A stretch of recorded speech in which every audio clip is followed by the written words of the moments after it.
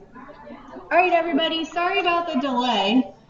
Today we are presenting Dr. Patrick Kilduff. He'll be talking about the exercise, post-concussion, review of the literature, and updated guidelines. Patrick is a physical therapist that works out of the Warren Balance and Concussion Center. He's a certified specialist in multiple sclerosis care. And from here, I will let him take it away.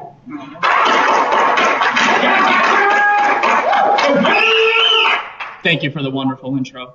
Thank you for all those in attendance and those listening. Again, today we're just going to be talking about exercise in post-concussion and then looking at the literature and guidelines for today. Alrighty, so if we look at our objectives here, we're going to look at the mechanism of injury and characteristics related to post-concussion syndrome as well as modified TBI or mild TBI, excuse me. We're going to define symptom generation in relationship to the pathophysiology. Looking at the physical therapist role and in case management to kind of put all of the pieces of the puzzle together. We're going to analyze the return to play protocol, as well as looking at rehab techniques, and then again finishing with summarizing all of the current research. And although I am a PT for St. Luke's, I do not have any relevant financial relationships or commercial interests to disclose at this time. Alrighty, so let's talk about defining concussion. So when we think about concussion, the old school thought is, oh, it's a bruise on your brain. It's, just you kind of jostled, shake it off, and then you go back to playing your sports or whatever. But it goes a lot more deeper than that. And there's a lot of, not conflicting, but a lot of different organizations that talk about concussion and have many definitions for it. So we're going to go into a couple that I personally found in the literature that is discussed currently. So if we look at the definition of concussion, which can also be defined as a mild TBI, every 4 years there's a group that meets in Berlin. They're the Consensus of Concussion and Sport group, and they're kind of the world-renowned group that talks about concussion and updates the current literature. So according to them, they describe a sports related to concussion as a traumatic brain injury induced by biomechanical forces. And they talk about some of the mechanisms here, whether it be a direct blow to the head, face, or neck, somewhere else in the body, which an impulse force is transmitted to the head, and then it results in short-lived impairment of neurologic function that can resolve spontaneously. And then there's a range of clinical signs and symptoms, as we'll talk about later. And then this is a big one that I wanted to hit on that they mentioned is neuropathic changes in acute clinical signs and symptoms that reflect a functional disturbance rather than a structural injury. So that's kind of how we're going to delineate between the mild TBI versus the actual traumatic brain injury that we can see in difference. So we can notice with a traumatic brain injury as patients who, physical therapists and clinicians who have treated this type of condition before is if you do imaging on a patient with a traumatic brain injury, you're going to see some functional changes and some actual neurologic disturbance and anatomical changes within the brain itself. So as far as with the mild TBI, these are short-lived neurologic disturbances as opposed to anatomical changes. With the TBI, obviously, you might see spasticity, loss of postural reflexes, or permanent cranial nerve dysfunction, such as dysphagia, dysarthria, all of those types of results. That's kind of the difference between the two of mild versus an actual TBI. And then we have one from a recent article from the Journal of Orthopedic Sports Physical Therapy. Really long definition here, but they kind of reiterate the same thing that the concussion group, the consensus group stated. They talk about how it's a trauma-induced alteration in mental status, as well as a blow to the head, and they have the following symptoms there that we consistently see: headache, dizziness, loss of balance, blurred vision, and then kind of mentally foggy or slowed down. So let's go into the epidemiology. How common are these symptoms and how common are concussions found? So if we look at a study from 2006, Langlosis et al. From the Journal of Head Trauma Rehab, there's kind of a mixed bag as to how many concussions are reported. Again, this was from 2006. They claim 1.6 million to 3.8 million sports-related traumatic brain injuries. And again, this article included mild TBIs as well as TBIs in sports as well. And then Levy et al. From 2012, they found 3.8 million in their research. And then if we break it down to a more current study from 2019, this is Gardner et al. Again, and what they looked at more so was the prevalence in sports and how it breaks down per sport. So what they did was a retrospective study looking at data from 2009 to 2010. And they looked at per 100,000 athletic exposures, and what they defined as an athletic exposure is practice, game, simulation, anything in which athletic performance is being played, what the prevalence of a concussion was. So they found that boys football, boys ice hockey, and boys lacrosse are all the highest amount of concussions per athletic exposures, which is actually very interesting considering those are all sports that have protective equipment associated with them. And again, that's another topic that we could talk about in terms of, does the protective equipment encourage more forceful activities within the sport itself? And then just continuing with the epidemiology, so we see from a study in 2013 that 30% of all concussions in the age range of 5 to 19 are sports related, which we can generally assume is because that is the year that people are most participating in athletic endeavors. And then again, we're looking at kind of with the next study below, the prevalence of TBIs and mild TBIs, so the causes and how much each mechanism presents with these. So we're looking at falls, motor vehicle accidents, and then struck by or against with the respective percentages there. Moving into that other study from 2019, more updated research. If we look at concussions, 9% to 13% of all high school athletic injuries, as well as 6% of all collegiate injuries are related to concussion. They found that 1 in 15 collegiate athletes will sustain more than one concussion in their entire athletic career. And then going back to the protective equipment, the NFL, they looked at research there and they noted that from the 80s to more of a current day that there has been a tenfold increase in the rate of concussion. Now we can associate that potentially with better diagnostic criteria as well as pulling an athlete off the field when they are actually presenting signs and symptoms, not saying rub some dirt on it and get back in there. So let's talk about the mechanism of injury very quickly, and then we'll move right into the pathophysiology. So 3 common mechanisms of injuries that we can note with any type of traumatic brain or mild traumatic brain injury. We have a direct impact, which can obviously lead to hemorrhaging or a skull fracture. We can look at an acceleration or deceleration injury, which is your classic coup-contra-coup mechanism, which I'll talk about on the next slide.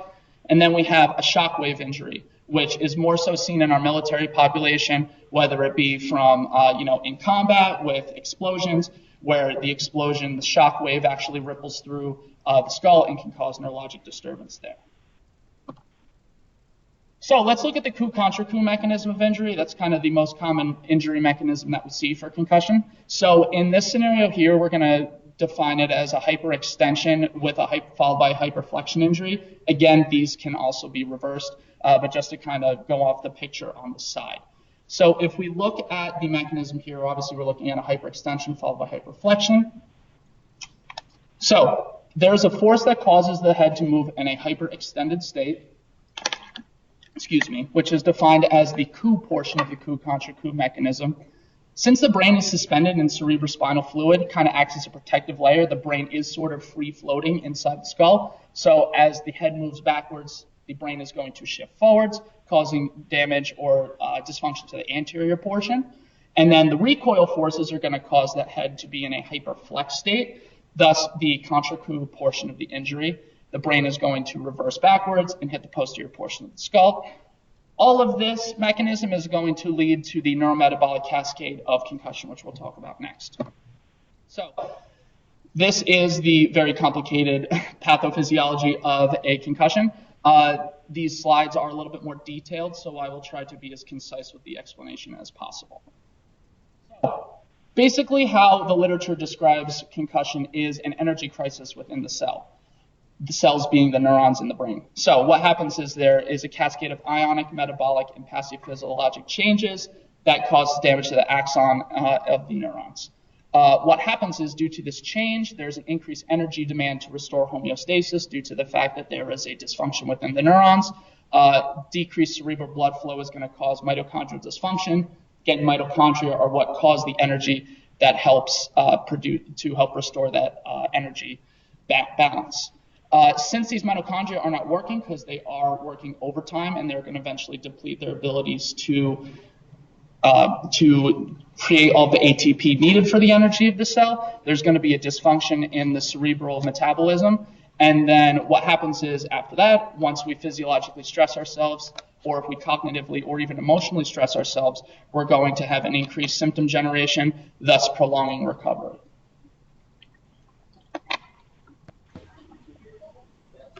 Long slide, I'll go through it really quick, I promise. So if we're looking at the metabolic cascade here, so we have a mechanism of injury, let's say our coup contra coup. What happens is we have that biomechanical forces that are imparted on the neurologic structures in the brain, particularly the axons. So these axons are very susceptible to stretch. And what happens is when the stretch occurs, the cytoskeletal properties of the microtubules are damaged, and they thus affect transmission between neurons. So the signal propagation is decreased, and that synaptic transmission from neuron to neuron is thus decreased due to the axon not being able to propagate.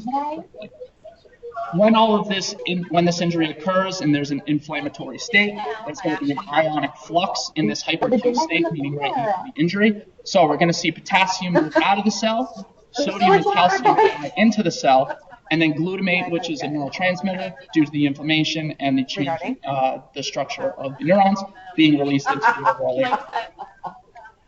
These ionic changes of the potassium, sodium, and calcium cause a depression-like state in the cell. So now, homeostasis within these cells, as I mentioned in the previous slide. So we're going to have those mitochondria work really hard to produce ADP in order to have the pumps within the cell membranes move in and out between the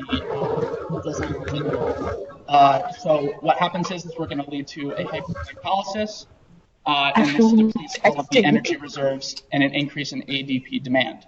This hyperglycolytic state, due to the increased demand of energy, is going to lead to a hypoglycolytic state, thus leading to an energy crisis within the cell. And then any increase in central nervous system activity is going to place demand on these damaged cells, thus creating symptoms. Can everybody please be sure that they're muted on Skype right now because we're getting some backfeed into it. Please make sure you're on mute. Thank you.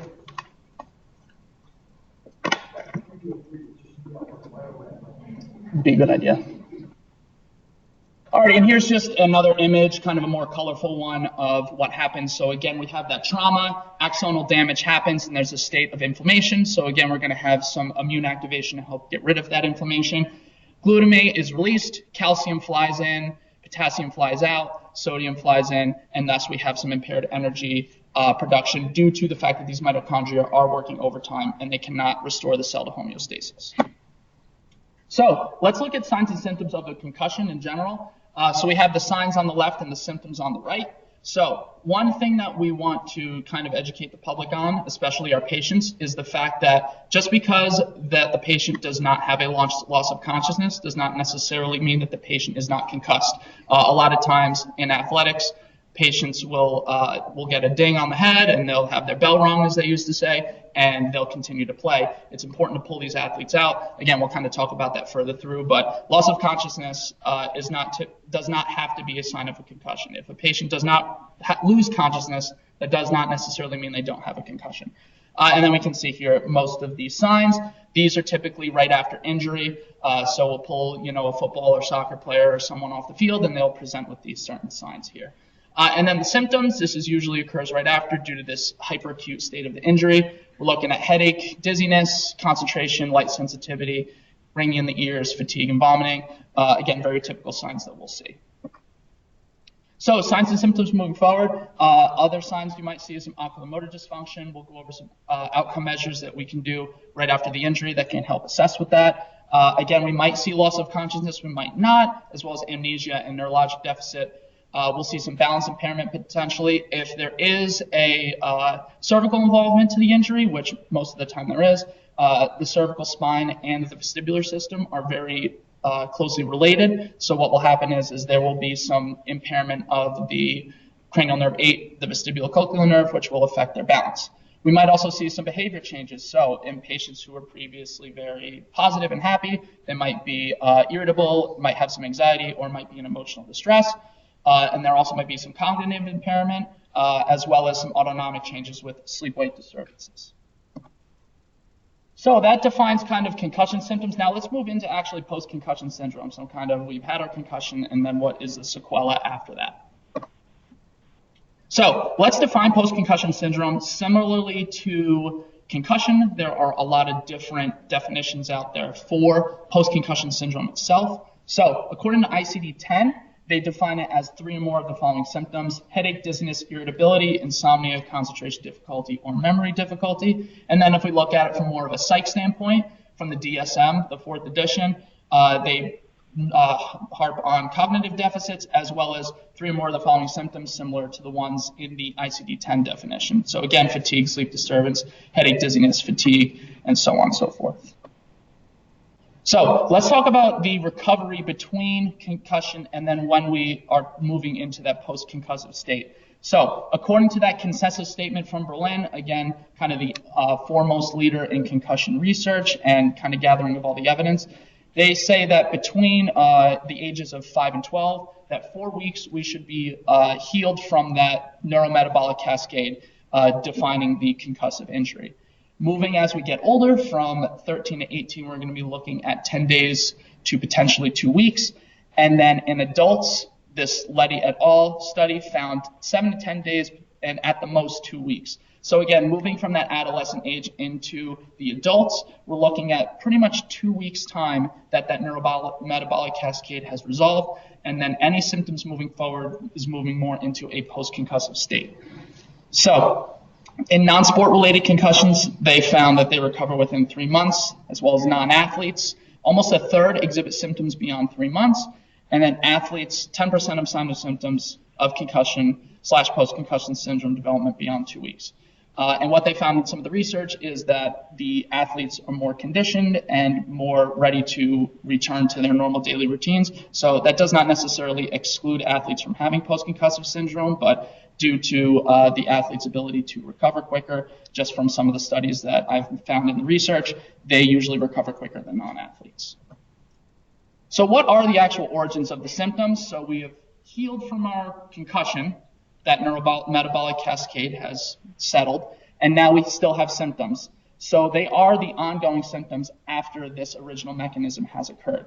And then we can see there's a couple of symptoms here. So we've got cervical spine dysfunction, migraine headaches, depression, chronic pain, vestibular dysfunction, and visual dysfunction. We're going to go into how we can define these symptoms a little bit further as well moving forward.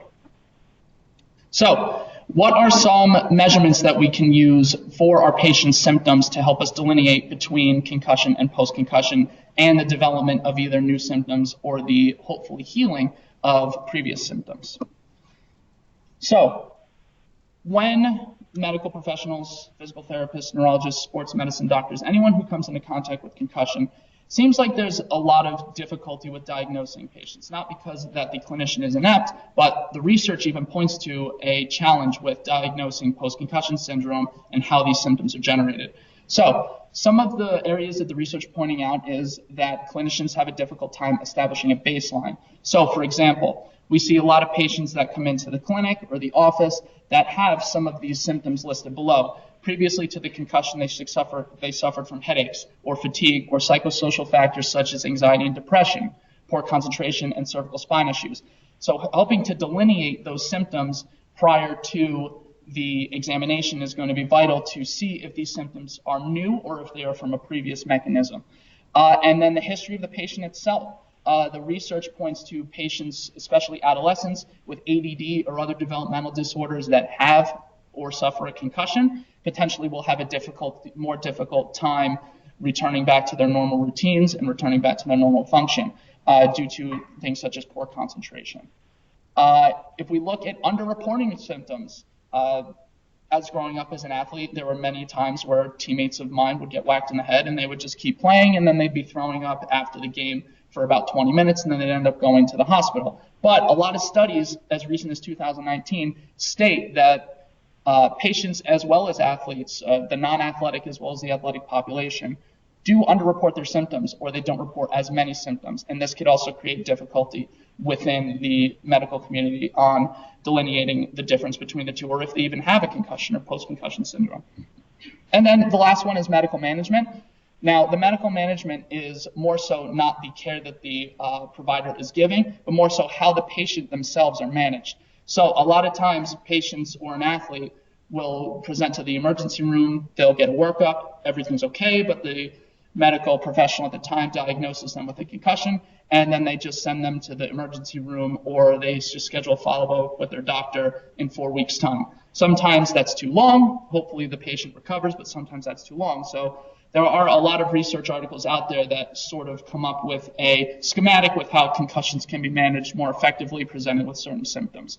So making sure that the patient, as well as all the medical professionals, are educated on when and where to refer to the right medical professional, as well as interdisciplinary management. So if new symptoms come up, for example, if a patient comes with oculomotor dysfunction, maybe we refer them to vision therapy, or if there's some psychosocial factors, we get into some cognitive behavioral therapy to help with them, deal with those factors. So let's talk about more on the field assessments. So we can look at the Glasgow Coma Scale. Again, this is more seen in traumatic brain injury, but we can also use these for concussion. A lot of times it is done in the emergency room for patients. This measures just, reflexive responses, eye-opening, motor and verbal responses. Again, we don't usually see this with our concussion patients in the clinic, but sometimes it is usually done in the emergency room. The King-Devitt test. So the King-Devitt test is done on the sidelines, usually administered by either an AT, a PT, or a sports medicine doctor. So what it does is it measures saccadic eye movements as well as cognition. Basically, the patient is asked to read a line of words or numbers, and the patient has to read it through, and they are timed. This can be used as an effective tool to help establish a baseline, so you can have the patient do it before an activity and then after a potential concussive injury, and we can compare the two results. If the result's slower, they could potentially have a concussion.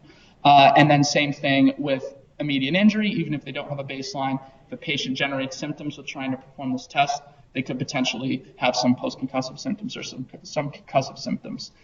The SCAT-5 is utilized in that consensus and concussion statement. Again, this is just to help establish baselines. It looks at symptom generation, balance, memory, and behavior changes. So the impact test, I'm sure many of you may have heard of this or used this in their clinics. So this is a computer standardized test.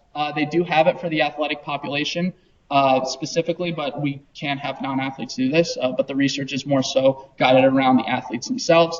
What's nice about this test is it's a pretty easy to administer test, and it looks at many things such as reaction times, concentration, reading, memory, eye tracking, and it's good to compare pre and post injury scores, and it stores in a database. So if a patient has an injury, you can go back to 6 months ago and you can compare the pre and post. This is done. We do this at our clinic a lot for youth sports organizations. Nowadays, due to the awareness of concussion, they are asking that any athlete, especially the adolescent age, do these impact testing to hopefully help with the assessment of concussion. And then the post-concussion symptom scale can either be administered by a clinician or by the patient themselves. It's well researched in both populations, and it uses a Likert scale, so from 0 to 10, just as an example, and it can be used with the return to play program. So if we look at the post-concussion symptom scale, again, we can use this for in return to play as well as on baseline. I think this is a good tool, as well as what the research points to utilize for patients with developments of new symptoms as compared to when they first came in. So if we do this with a patient with concussion, within that 2-week window, we can see if their symptoms are getting better or worse. And it looks at many body systems, so it looks at headache, it looks at nausea, balance issues, dizziness, fatigue, some autonomic changes with sleeping and trouble falling asleep, photophobia and phonophobia, and then also some personality changes. So I think this is a really good tool to use, and a lot of the doctors in our network do use this. So it is a great tool to use for patients, both on baseline as well as during recovery. So let's get to the fun stuff. How do we measure symptoms with physiological stress? There's a lot of research out there that points to using physiological stress to not only assess but to also help with recovery. So let's look at a couple things here. We're going to look at sub-threshold aerobic exercise, the return to play protocol, as well as the Buffalo treadmill testing. So really quickly, we always just want to have contraindications to exercise from a medical standpoint. So these are taken from the American Heart Association following the ACSM guidelines. So again, if any of your patient has these, we obviously don't want to exercise them, or if we do, we want to get clearance from either their medical their doctor or their cardiologist. So precaution to aerobic exercise for patients specifically with concussion or post-concussion syndrome. So we're going to look at if they have a vestibular balance deficit. Obviously, we don't want to throw someone on a treadmill if they can't balance themselves. If they have a high pre-activity symptom intensity, so a lot of the research points to, that 6 to 7 out of 10 rating scale or higher being a high pre-activity intensity. Respiratory dysfunction, so if they have asthma, we want to make sure that they have their inhaler because they will be exercising. Dizziness intensity, again, that kind of goes in line with the vestibular system. If they are highly dizzy or have a high dizziness intensity or provoked easily, we don't want to have them doing really intense exercises that can jeopardize their safety. If they have any coinciding orthopedic injuries, as well as postural orthostatic tachycardia syndrome, which is commonly known as POTS, again, seen mostly in adolescents, we always want to consult a pediatric neurologist if we're suspecting these symptoms. I actually have a personal story about this. I had a patient who was being seen for concussion who was 14 years old at the time. She was past that window of the concussive symptoms and was moving into the post-concussion syndrome state. She was getting very, very dizzy with positional changes as well as high heart rates. So commonly we think, oh, it's just associated with post-concussion syndrome, but it was with the positional changes that was stirring our curiosity. So we referred her back to her physician, which then referred her to a pediatric neurologist and actually diagnosed her with POTS. So there are specific protocols out there to help patients with POTS to help rehab them the right way without provoking their symptoms. One thing I would like to note is that even though these are precautions, subthreshold aerobic exercise can help with rehabilitation. So even though a patient might come in with some dizziness or some difficulties with their balance or some headache intensity, we do want to exercise them, and the research points to this, which I'll talk about in a minute. But we do want to get them exercising as long as they are safe to exercise. So let's talk about subthreshold aerobic exercise. So when research studies reference subthreshold, what they mean is before patients' symptoms are brought on. So a lot of times they use a Likert scale from 0 out of 10. Sometimes they'll go off of heart rate intensity, but they define subthreshold as before symptoms are produced in the patient themselves. So why they recommend using subthreshold aerobic exercise is it reacclimates the patient to physiologic and autonomic stressors, especially if a patient is an athlete who's used to high-intensity exercise. If we just try to throw a patient who hasn't done any activities in potentially a month, their autonomic as well as their physiological responses might be hindered, and the patient might have trouble reacclimating to those conditions. So we want to get them exercising, but not to the extent where we might generate any symptoms. Levy et al. In 2019, a very recent study, found that tolerance to physiological stress with asymptomatic results is the #1 determinant for return to sports. So if a patient can tolerate physiologic stress, we're ready to discharge, which is a good thing. And there are a lot of benefits to aerobic exercise in relationship to concussion. So again, working on that autonomic nervous system. If we get the heart moving, working on conditioning, obviously, we're going to get more blood flow to the brain, which will help with healing. And then obviously we're looking at neuroplasticity, which can help with the cognitive side of things. So let's look at a study from that Levy study from 2019. So he did a randomized control trial to determine the effectiveness of subthreshold aerobic activity. He looked at an adolescent age group, so the ages of 13 to 18, and they were within 10 days of their initial injury. So we're talking about a very acute stage. So we're in that concussive point of the injury. So they were randomized to either an exercise group or a stretching group, and he made sure that there were no interventions initiated 48 hours prior to the study. So again, we're looking at exercise, hopefully increasing the heart rate to something very gentle, such as stretching. Both groups were diagnosed with a concussion. So it's not like there were any asymptomatic patients or control patients in this group. The exercise group were exercised at 80% of their heart rate max for 20 minutes, and the stretching group was 20 minutes of just gentle stretching. They defined recovery in the study as a 7 or less on that post-concussive severity score for 3 consecutive days. So the scale's out of 22, I believe. So if they had a 7 or less on that scale, they defined that as recovery in the study itself.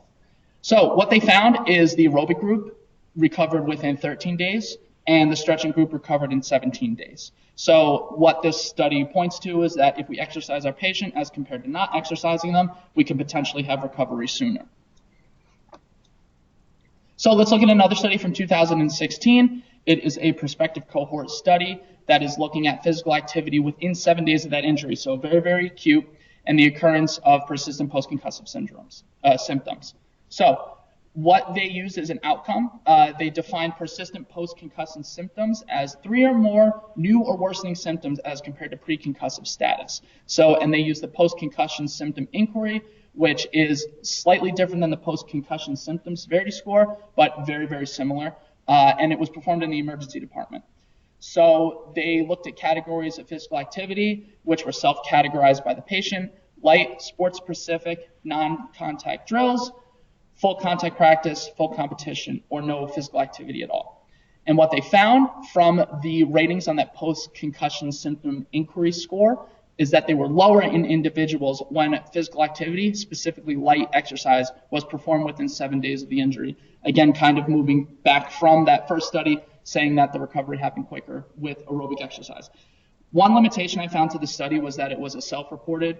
I would have liked to see if there was some other factor that they could have incorporated, but I think it is a good study to look at because it does illuminate on the fact that there is some benefit to light aerobic exercise from a subjective point of view from the patient themselves. And then just a couple more quick ones. From 2016, 11 to 19-year-olds, that they found that aerobic training is safe and tolerable and clinically valuable for pediatric patients with sports-related concussions. Looking at more of an adult population, so the age ranges from about 15 to 45. Treadmill tests can help diagnose and distinguish post-concussive symptoms from other conditions, as well as monitor clinical recovery, which is a good thing. If we look at another one from 2016, if we do programmed physical exertions, so such as the Buffalo Treadmill protocol or the return to play, that there is no differences in recovery times, so we want to make sure that we are exercising them. Although if we do trigger their symptoms that with higher levels of activity, that it could be less beneficial. And then this last study from 2017 looked at using the Borg to help the patient rate the intensity of their exercise using 11 to 16 from the Borg, and that there was a decrease in their symptoms. So bottom line from all the research, exercise is great as long as we are not triggering the patient's symptoms. So we're going to kind of talk about how we can help the patient and educate the patient on that. And obviously we want to it'll be beneficial for concussion as well as post-concussion as compared to not exercising at all. So let's talk about the return to play protocol. We'll go through this very quickly. So this is typically used in a lot of youth organizations as well in schools to help determine if the patient is ready to return back to sports. Obviously, it helps determine a threshold for physiologic stress, and we can see if they're going to trigger with any symptoms. What is nice is that it does go off of their heart rate max. So obviously, calculating heart rate max is 220 minus the patient's age, and it is a graded approach, so we can move step by step through this protocol in a graded approach to see how much the patient can tolerate day by day. So here is a picture of the return to play protocol. It is consistent of 5 days, so there is no activity, so a patient has a rest day. There is light aerobic exercise, which is less than 70% of their heart rate max. Sports specific, moving into the next one, which is less than 80. Non-contact training drills, which is less than 90%. And then a full contact practice, which can either be performed by the patient in their sports organization under the supervision of an athletic trainer, or the physical therapist can help with this as well. But this is full contact, as much of their heart rate max as they can get up to. So here's just another way to simplify it. So we have a rest, a light aerobic exercise stage, sports-specific stage, non-contact drills, full contact practice. Once they get through all of these symptoms, these stages without symptoms, we are ready to get back to playing. So this is a nice way. I use this to give to patients and to their families to help educate them on what we're actually doing when we perform the return to play protocol. So again, more descriptors here. So we want to make sure that the patient is 48 hours symptom-free before initiating this return to play protocol. So we're allowing some physical as well as cognitive rest. And then each step should take at least 24 hours. So if we complete stage 2, we want to wait at least 24 hours to move into stage 3. If a patient does trigger with symptoms, we would go back to that previous stage. We're going to add resistance training later on. And then if a patient is completing this protocol and they're getting stuck at a stage or a certain heart rate percentage is triggering symptoms, we obviously want to refer them to the right medical professional. So another assessment here, we can look at the Buffalo Treadmill protocol. A lot of the research uses this to help with establishing a baseline for patients when they present. So all we need is a treadmill, heart rate monitor, and an RPE scale. You're going to start at certain speeds depending upon the patient's height, 0% grade, and then every minute you're looking at the patient's heart rate, their perceived rate of exertion, and their symptom severity score on a Likert scale from 0 to 10. So here's what we talked about with the Borg. So I think the Borg is a very good tool for patients to use to help rate their own intensity of exercise. A lot of us in the clinic, as well as the medical professionals, suggest doing light exercise to help the patient recover. So this is one way we can help the patient do that. So if we look at, it's on a 6 to 20 scale. So we definitely don't want them to be in the red. But if we find that at a certain heart rate and a patient is at an 11 or 12, we want to make sure that to educate them that we are exercising at those ranges. So this is what we can use in conjunction with their symptom severity scale to help with the patient, educating them on their symptoms. So every minute through the Buffalo Treadmill protocol, you're going to raise it by a minute up to 15%. And then 0.4 miles per hour after each minute once we reach 15%. And then we're going to terminate the test if they're at their maximal level by their perceived RPE rating, or if their patients increase from 2 to 3 out of 10 from baseline, which is also supported by the research as well. So what's nice about this test is we can look at intensity as well as the patient's perceived rating. And then this is something good to do on evaluation if the patient is ready for aerobic activity, as we should be getting our patients moving. So this is a good way to formally perform a aerobic test to see if and when a patient triggers based on their heart rate, their intensity of exercise, as well as their subjective point of view for rating their symptoms. All right, so I'm just going to breeze through a case study real quick that just goes through using the return to play protocol very quickly. So the clinical scenario, I had an 18-year-old soccer player. His initial injury was on 5/19/2019. He was kicked in the head after a slide tackle. He did not lose consciousness, but like an athlete, he continued to play the rest of the game. I believe this happened in the 5th minute. Soccer games are 90 minutes, and he played the rest of the game. Afterwards, he threw up 3 times and reported the symptoms below, light sensitivity, headache, and blurred vision. So he presented to the ED. Blood work and imaging, neuro exam, everything was normal, which is good. He was placed in the cervical collar, discharged the same day, and he was scheduled to follow up with our sports medicine doctor over in Phillipsburg.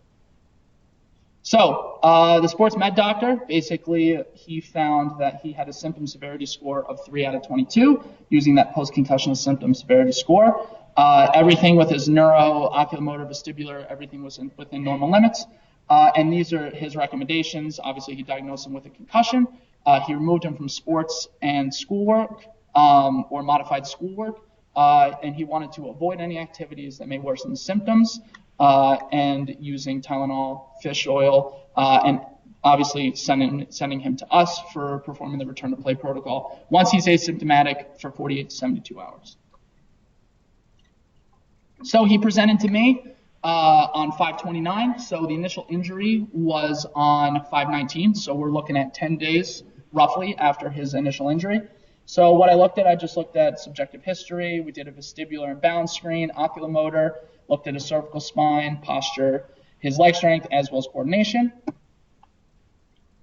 So per his reports, he was symptom-free since the 26th, so my evaluation was on the 29th, so he had been 72 hours symptom-free per the sports medicine doctor's recommendations. His vestibular screen was all within normal limits. No dizziness was generated. Balance looked great. His oculomotor screening looked great. And he had no deficits with his range of motion. And his upper cervical spine and vertebral basilar system looked great. Posture looked great.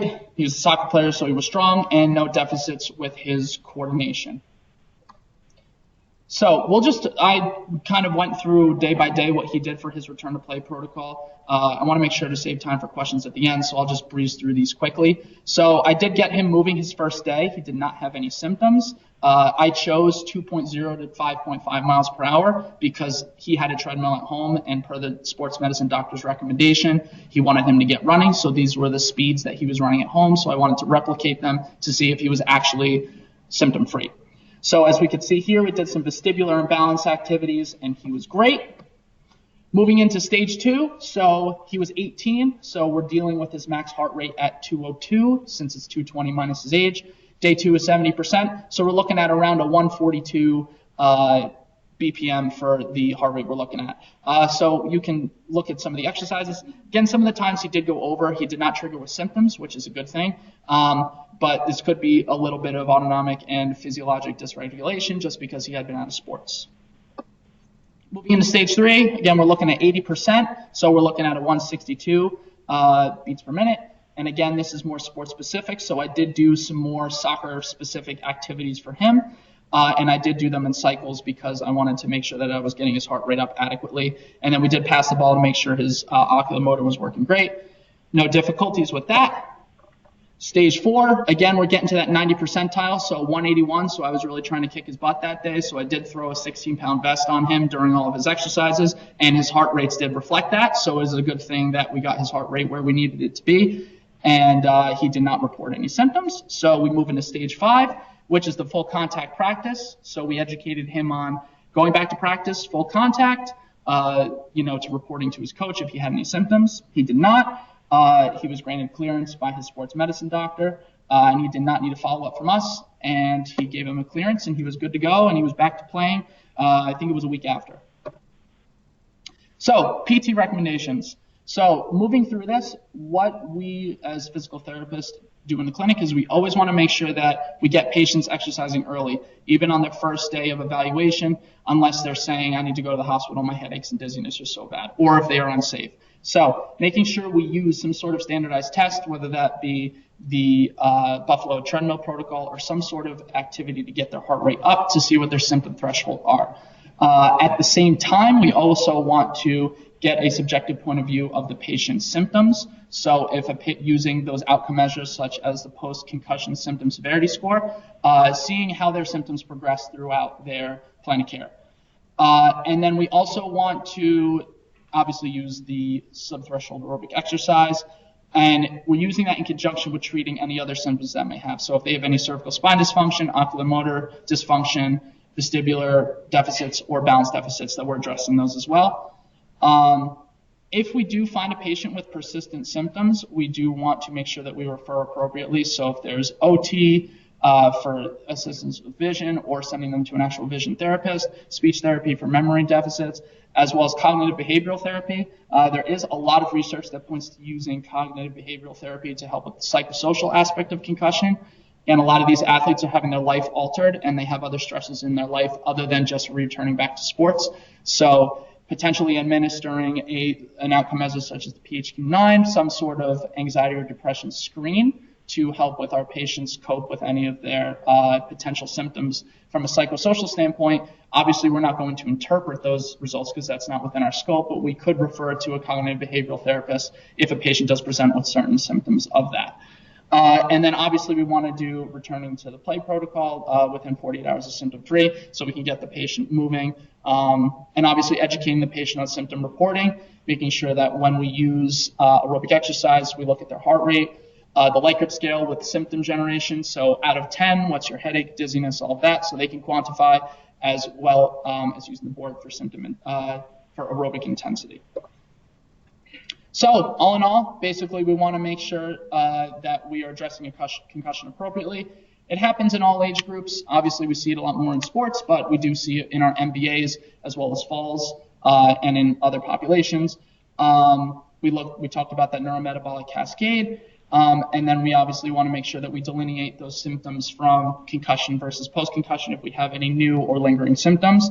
And the recommendations per that statement on concussion in Berlin from 2016, They recommend an individualized aerobic program, symptom limited obviously, looking at PT to address any other deficits, and then using a collaborative approach with those other disciplines mentioned earlier. So really quickly, does anyone have any questions before we end the presentation? Alrighty, it doesn't look like it. Let's see if anybody online did. Hold on. Okay.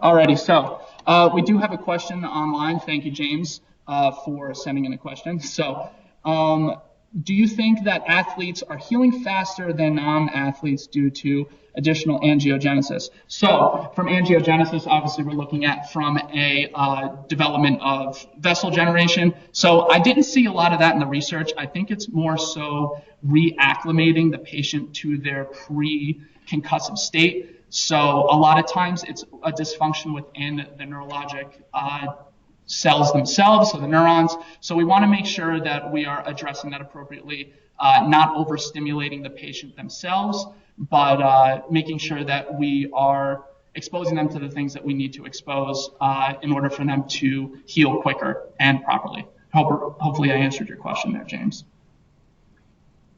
Anybody else? You're welcome, buddy. Great, thanks, Patrick.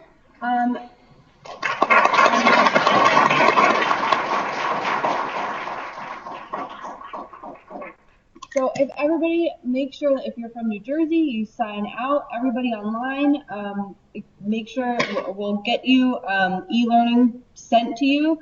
And any of the speech therapists, if there's an ASHA form sitting in the back to fill out, and if anybody's listening online, go ahead and email me, and then I'll give you the correct form to fill out, and then you can email them back to me, and I'll pass them on.